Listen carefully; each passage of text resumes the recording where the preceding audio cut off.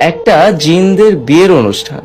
কাহিনীটা শুরু হয় একটা ফোন কল দিয়ে। তখনকার সময় কুয়েতের অনেক বিখ্যাত একজন শিল্পী ছিলেন নোরা আল তাকাকা।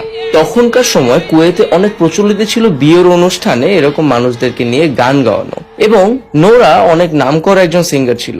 এক সন্ধ্যায় তার কাছে একটা ফোন কল আসে এবং তাকে বলা হয় যে তার মেয়ের বিয়েতে যাতে সে গান গায়। যদিও তখন বিয়ের সিজন থাকায় নোরার শিডিউল ফ্রি ছিল না।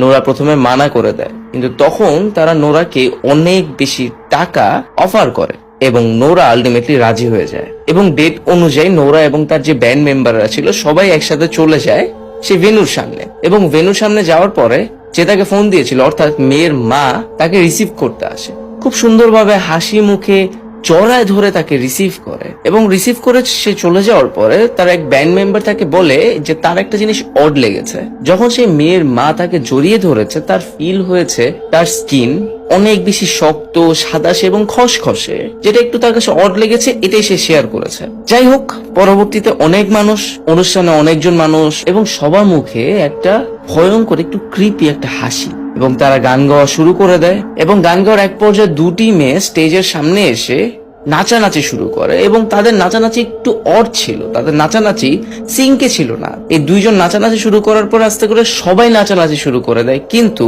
কারো নাচ কারোর সাথে মিলছে না। লাগছে সবাই নিজের মতো করে নিজেই নাচছে, যেটা বিয়ের অনুষ্ঠান বা বড়সড় প্রোগ্রামের জন্য একটু অড দেখায়। এবং যেই দুজন মেয়ের সামনে নাচছিল, এর ভিতরে নাচতে নাচতে একটা মেয়ের হঠাৎ করে যে লেহেঙ্গা পরা ছিল বা কাপড়টা ছিল সেটা একটু উঠে যায়, এবং উঠে যাওয়ার সাথে সাথে ব্যান্ড মেম্বার সবাই নোরা সহ একটা জিনিস নোটিস করে। মেয়েটার যে পা ছিল সেটা আসলে মানুষের পা না, সেটা অনেকটা হুভস, অর্থাৎ ছাগলের পার মতো দেখতে। সেটা দেখে সাথে সাথে তার একজন ব্যান্ড মেম্বার অজ্ঞান হয়ে যায়। এবং ওই মোমেন্টে নোরা রিয়েলাইজ করে যে তারা সাধারণ কোনো বিয়ের অনুষ্ঠানে আসেনি, তারা এসেছে জিনের বিয়ের অনুষ্ঠানে।